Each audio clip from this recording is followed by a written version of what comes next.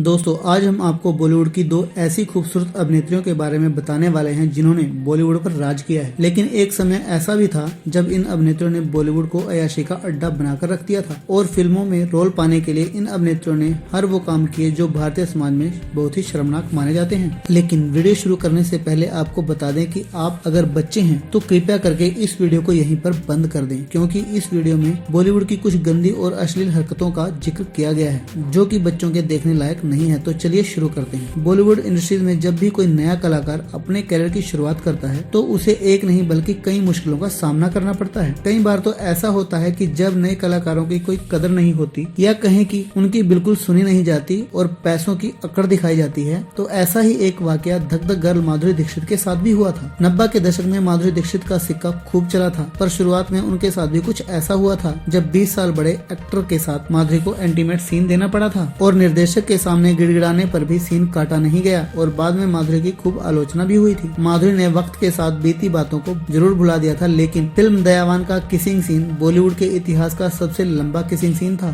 Scene को लेकर एक किस्सा काफी फेमस है और इसकी चर्चा भी खूब होती है। दरअसल जब सीन शूट किया जा रहा था तो विनोद खन्ना इतने बेकाबू हो गए थे कि माधुरी दीक्षित के होठ तक काट लिए थे, जिस पर माधुरी दीक्षित की हालत बेहद खराब हो चुकी थी और यही कारण था कि वह सीन हटवाना चाहती थी। विनोद की इस हरकत के बाद दोनों के बीच बातचीत बंद हो गई थी, पर बाद में खुद विनोद ने उनसे माफी मांगी थी। लेकिन निर्देशक फिरोज खान ने उसी सीन को सबसे ज्यादा हाईलाइट किया, जिसका नतीजा ये हुआ कि फिल्म की कहानी कुछ नहीं होने के बावजूद भी उसे शानदार ओपनिंग मिली। दरअसल बात 1988 की है, जब माधुरी फिल्म निर्देशक फिरोज खान के साथ दयावान में काम कर रही थी। इस फिल्म में lead role actor Vinod Khanna थे। फिल्म का गाना आज फिर तुम पे प्यार आया है की जब शूटिंग शुरू हुई तो बहुत सारे इंटीमेट सीन फिल्माए गए। इस फिल्म में विनोद खन्ना और माधुरी दीक्षित का एक किसिंग सीन भी था जो काफी लंबा था। इसी सीन को लेकर सबसे ज्यादा बवाल मचा था, क्योंकि विनोद खन्ना माधुरी से पूरे 20 साल बड़े थे। ऐसे में खुद माधुरी ने निर्देशक से इस सीन को हटाने के लिए कहा था, लेकिन फिरोज खान चाहते थे कि इंटीमेट सीन हो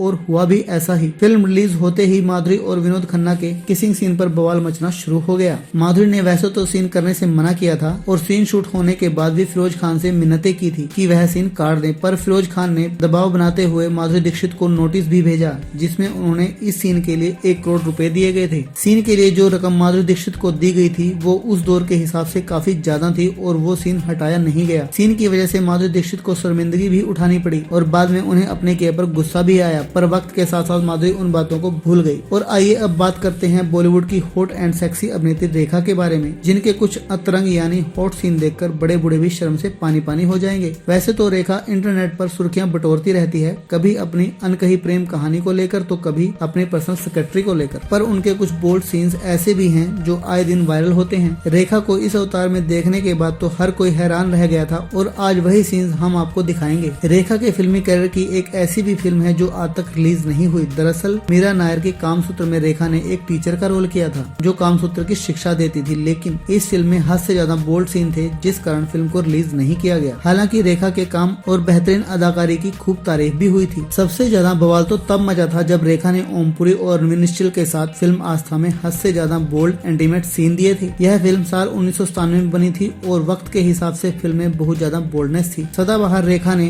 अक्षय कुमार के साथ जब फिल्म खिलाड़ियों का खिलाड़ी में काम किया था तो इस फिल्म में रेखा ने 13 साल छोटे एक्टर के साथ खुलकर इंटीमेट सीन दिए थे और इस फिल्म के बाद दोनों के अफेयर के चर्चे भी होने लगे थे।